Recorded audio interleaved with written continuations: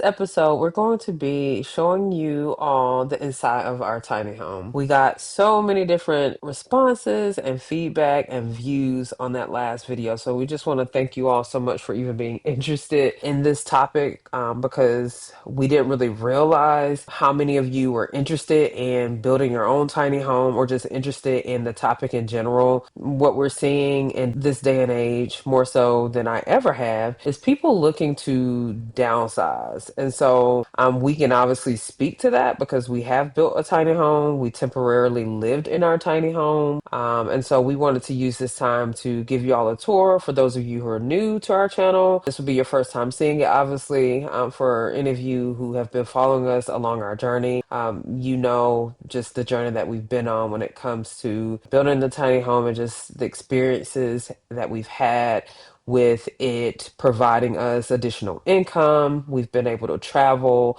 allow our son to experience things that we never got a chance to experience when we were growing up. It has essentially taken us through two layoffs where my husband was laid off of work, um, you know, right after or during, I would say, COVID, when a lot of the tech jobs were eliminated.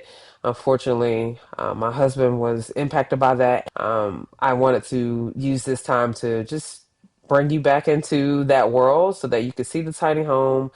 There are a bunch of updates that we need to do, so I am going to be shooting another video. Just walking you all through some new updates that are in the works. But we'll use this time just to take you all on a tour. So from the outside, it's not as small as some of the tiny homes that you typically see that are on the wheels that you can kind of move around, but it is a tiny home for all intents and purposes. So this is the main living space. It's an open floor plan, as you can see. We have the kitchen off to the left, the loft up top, which we'll get to in a second. We kept it open so it feels bigger than it is. Larger windows to the left, which brings in plenty of natural sunlight. The ceilings obviously slope down because the structure of the home is a lean-to, but this is the sleeping quarters. This is where folks are able to relax. Someone in the comments brought up a really good idea about us taking some wood and bordering the base of the bed. We just have not gotten around to doing that, but that is a great idea. So thank you, whoever suggested that. I think at this point though, I'm likely just gonna purchase a platform bed to replace this one versus just doing the bottom piece. But that is a good idea, and it is something that I might even consider for other parts of our home. But you all just you come with the DIY ideas, so I really appreciate that. But yeah, so this is where folks sleep up top on the loft. We did go with kind of a thinner box spring because obviously we didn't want like the bed to be so high where you get out of bed, you hit your head on the shelf.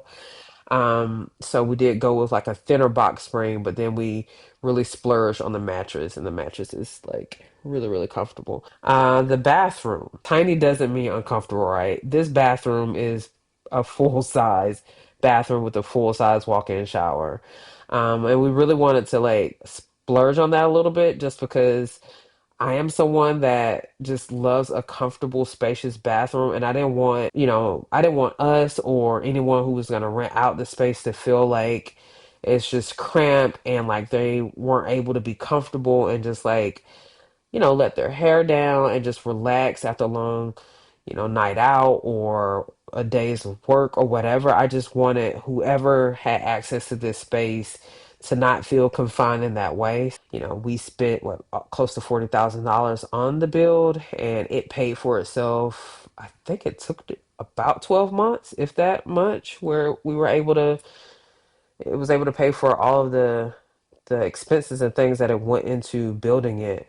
And that was just through sheer hard work and just being creative on approaching that. And if you're interested in learning more about how we've house hacked our properties to generate additional income that has allowed us to travel, live financial free, fund our businesses, do all the things that we're able to do, go over to the link that is below in our description, which will take you to our digital copy of the Self-Funded Home. In this book, we've laid it out very detailed on how we've been able to do what we do.